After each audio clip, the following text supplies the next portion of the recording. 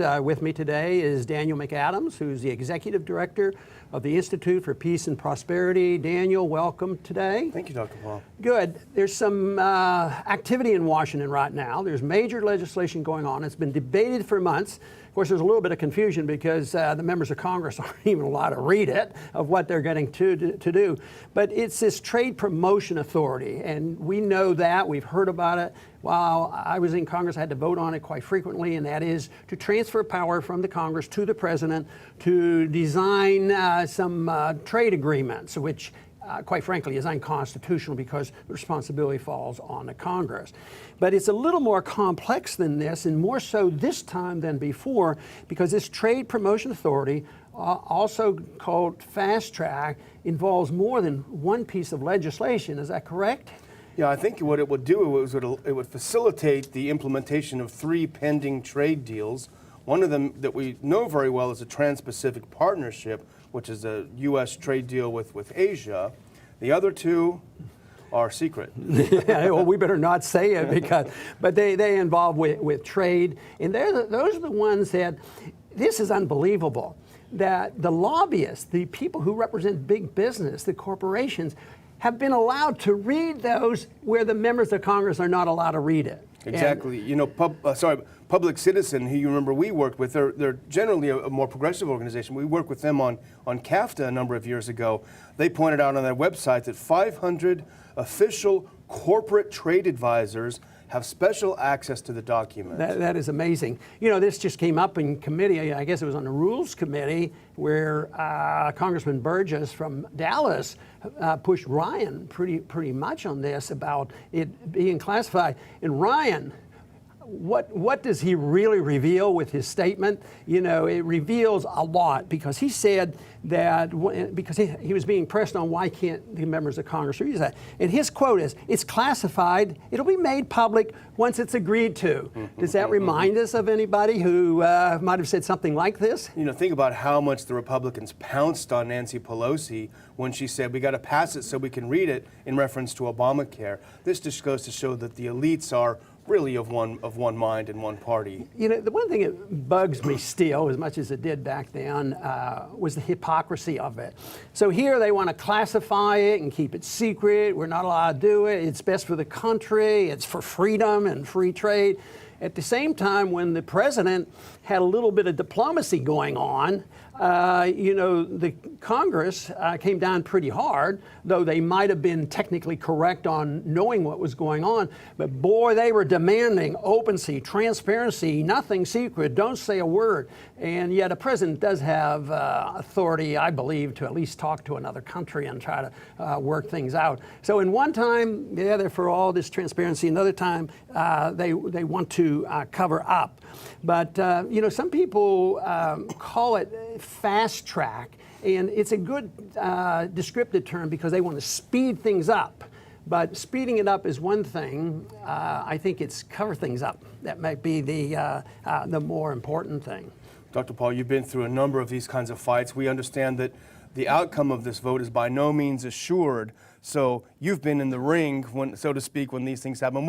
How would you explain to people watching what might be happening? I'll tell you what, today's a big day. They're voting on the rule, and it might be close. And if the rule goes down, of course, the ball game's over. And this is historic, because no president, and this has been going on for decades, getting this unconstitutional authority. If it goes down, it's a big deal.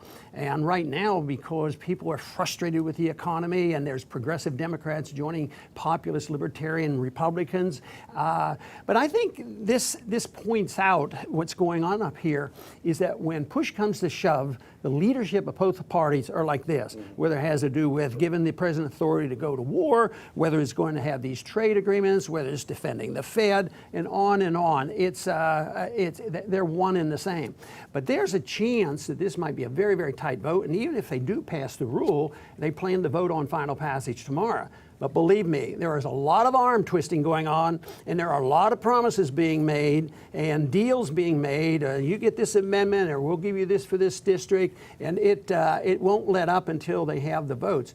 But if the people all of a sudden see a close vote and the vote tomorrow canceled, then they know that they didn't have the votes.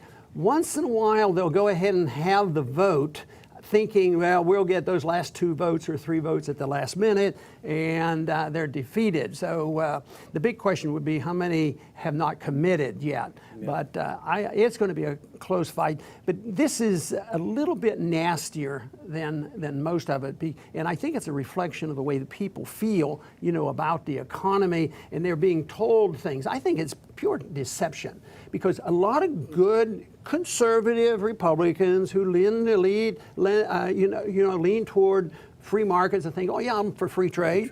And I've heard a libertarian say, oh, these treaties are great for free trade, and they're not. They're not. I don't think they do any good, but even if they did this much good, they're still wrong. Because when this final package, if it goes through, comes back, it's probably going to be this big. A lot of stuff will still be classified. The agreements down the road will be totally secret. And if you and I decided that we wanted to introduce legislation for free trade, the way I understand we should do it is draft a bill that would be very, very short. They always claim that we were able to draft the shortest bills in Congress because we're either going to repeal something or establish a principle.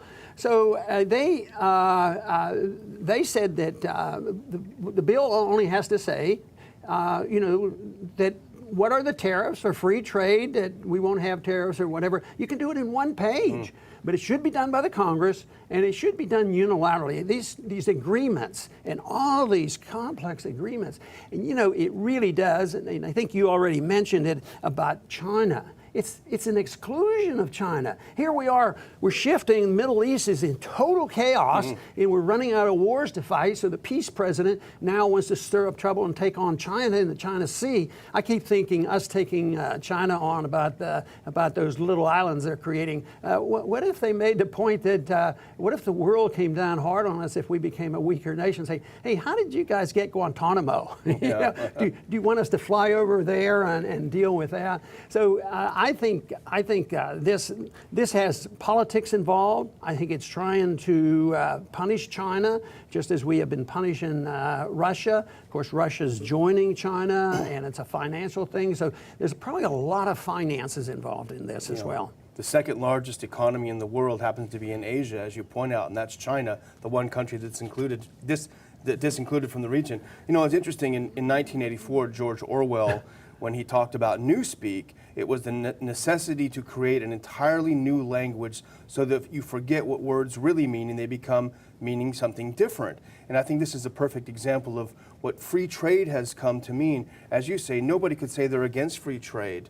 But here, Public Citizen also pointed out that of the 29 chapters of the Trans-Pacific Partnership, they find only 5 that deal with traditional trade issues. Yeah, in a way, it's the fast track, which is the new word, to substitute, for free trade, but to fool the people and they fool the members of Congress. I complained many times about the power and the secrecy of the CIA, and it is huge. There's so many stories that you never can prove, because if you find out something, oh, he was never a CIA agent, this sort of thing. They're very, very powerful and secretive. But when you look at trade secrecy, this is huge, what they're involved in. But also I was talking a little while ago about hypocrisy. What about the hypocrisy that they have, that they're willing to go along with this classification on trade information, and yet they're the champions to clamp down on NSA. Oh, they're spying on us, we want openness. At the same time, we're deliberately giving legal authority to the president. And of course, when you take it to the, if you take it to the Supreme Court even, like the American Civil Liberties Union did on secrecy, they don't rule on the Constitution, they just rule on, at that particular time, on the Patriot Act. Oh, the Patriot Act didn't give them the authority, and they ruled so-called correctly. But these same people, it's just pure hypocrisy as far as I'm concerned. And of course, don't forget all the corporatism. You talked about it earlier. The Electronic Frontier Foundation pointed out that a lot of the provisions of the Trans-Pacific Partnership, which will be facilitated by the fast track, have to do with restricting things like fair use of material. You can be jailed for copyright infringements. And it also forces the U.S. to conform a lot of its laws to the provisions of the agreement. So it really is to the benefit of the big corporations who are, involved in drafting it. What a surprise. You know, the toughest political argument and an economic argument is if we don't want these big trade agreements and we can find another country would make an agreement, but what should we do as an individual country? Can we argue for free trade? And I say we can and we should. It's not the end of the world. But on the very short run, people are going to say, well, if you do this, we're going to punish ourselves. And it actually breaks up the coalition because true free traders who believe in it and believe that this is the best way to go, they join hands with populists and they say, no, we have to have fair trade and we're not going to endorse these treaties because we don't have control. So there's for different reasons. But the truth is, from my understanding of economics, that the fact that you have free trade means that you're serving our consumers. If other countries, they say, well, other countries are going to subsidize their automobiles and let the automobiles come in and they'll be discounted. Well, long term, that's wonderful. That means instead of, say, $20,000 for a vehicle, maybe they'll be foolish enough to subsidize their car and we get it for $15,000. You have $5,000. You have the automobile. You have $5,000 left over, so your standard of living goes up. But on the very short term, they see loss of jobs. But a free market and free trade and a little bit more confidence of less government. Believe me, there would be a lot more jobs. Matter of fact, it would serve our interests on our problems with immigration because under those circumstances, there's always need for more people to come and work. I think that would help solve that problem as well. I want to thank everybody for tuning in today to the Liberty Report, and please come back soon.